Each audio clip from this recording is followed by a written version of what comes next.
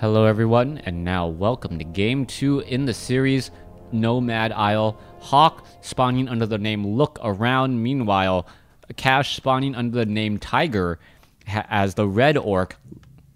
HawK spawning as the light blue human here at what I'll call the 5 o'clock position, as Tiger is the red orc over here on the top left. And now that I got tongue-tied and that is out all of the way, let's go ahead and take a look at what is going to be going down here in game number 2.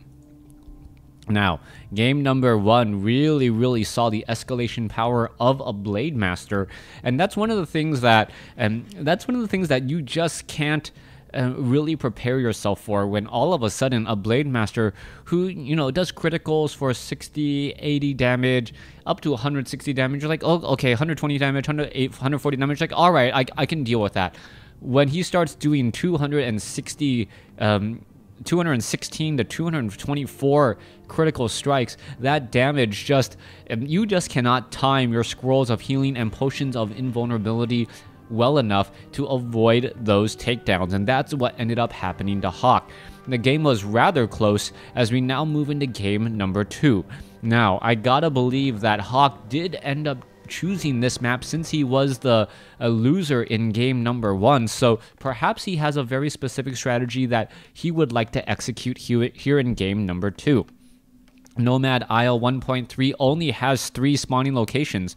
So once you scout out one location, if you see that your opponent is not there, you at least know where your opponent still is. Yes, it would be better to be able to scout out your opponent and see the timing on that Voodoo Lounge, know when that tech to tier 2 is going to begin, and what to do next. Yes, Mesh, you really have to watch that first game. It was very entertaining, and also, as we read the conversation of a whole bunch of people that happened a long time ago, we get to enjoy replays.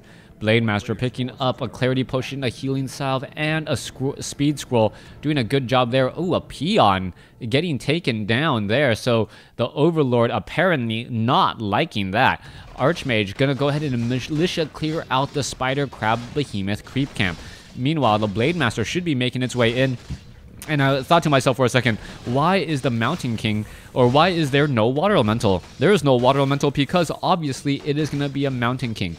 Mountain King as a primary hero mainly works when you know that you can pick up an early Troll Shadow Priest. Alright, Troll Shadow Priest, however, taking a lot of damage, has to be extremely careful now. Troll Shadow Priest now absorbing a little bit more hit points as the Mountain King starting to do a little bit of fighting back here. Grunt now making its way over, and the Mountain King, if he gets off another bolt, can cause some problems. There is that second bolt. However, the Windwalk did go down just in time as the Troll Shadow Priest now, once again, taking blows to the back. That is never a fun situation to be in, as the Mountain King may get off a Stormbolt onto that Blade Master. No, the Footman able to disrupt that healing, and that hurts. That hurts tremendously as the Blade Master now is very low on hit points, and he can't really break Windwalk early. If he breaks Windwalk early, he doesn't have a way of healing quickly. So that is going to continue to haunt him, as we are now looking at the Grunt making its way over here. Blade Master trying to run away once more. Are we going to see a Stormbolt? No, we are not, at least not anytime soon. The Blade Master does get a bash, though, and that could have been very,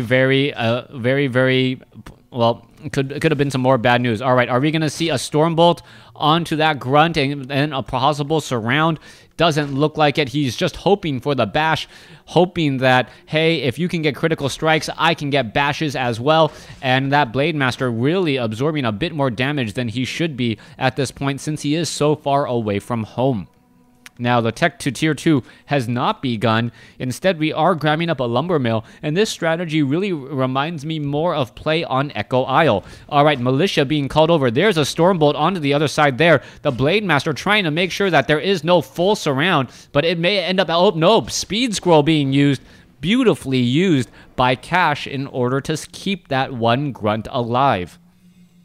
The Blade Master is pretty much out of items and now very low on hit points.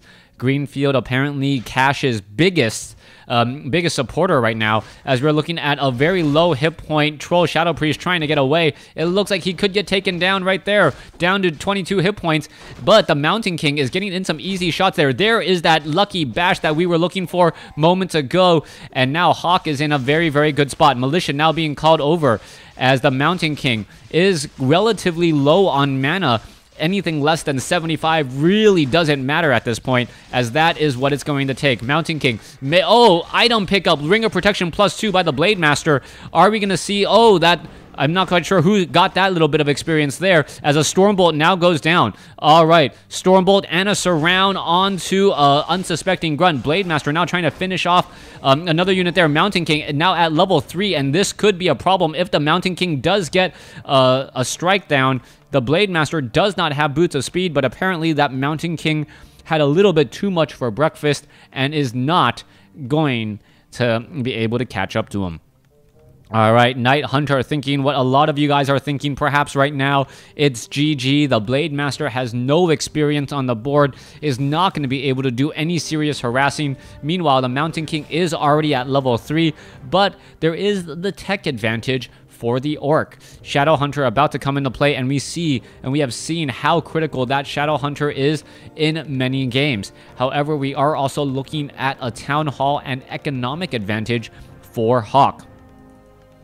Mountain King staying relatively close to home and hoping to get this expansion up. As long as he can keep his hero advantage and his economic advantage, those two should trump out the economic advantage that is going to be given to Cash. Cash now picking up some easy items. Footman, that is a very, very, very long hex, as the Blade Master gets to level 2 without much of an issue. Mountain King still sitting at level 3 with only 100 mana.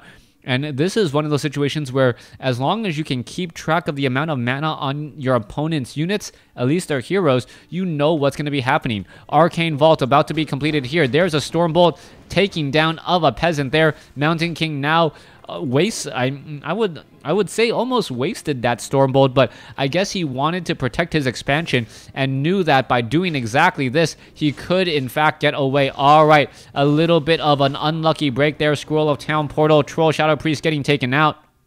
Mountain King picking up a Clarity Potion and may try to pick up, not picking up a Scroll of Town Portal, just doesn't have enough gold as of yet, but does pick up a Scroll of Regeneration, even though he's pretty much at maximum hit points on his entire army.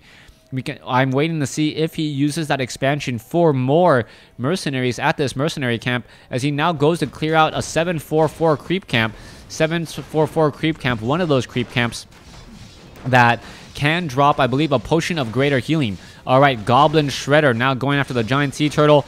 Bash now onto the gargantuan sea turtle as well. That gargantuan sea turtle taking a lot of damage. Meanwhile, back over here, one guard tower has been taken down. The peasants are not repairing the guard tower. Not quite sure why not, as they finally begin those repair orders. All right, guard tower doing a lot of damage, focusing down one grunt. Mountain King comes in, bolt onto the grunt, a very long distance bolt there, as the Mountain King now inching ever closer to level 4. All right, this could be very problematic. Oh, a very, very quick strike into the Wind Rider. The Wind Rider gets taken down, and there is the GG, knowing that the economic advantage is just too much, especially with that Mountain King getting to level 4. Thanks for watching. Thanks for listening. Please stay tuned for an all-decisive game number 3 in this best of 3 series.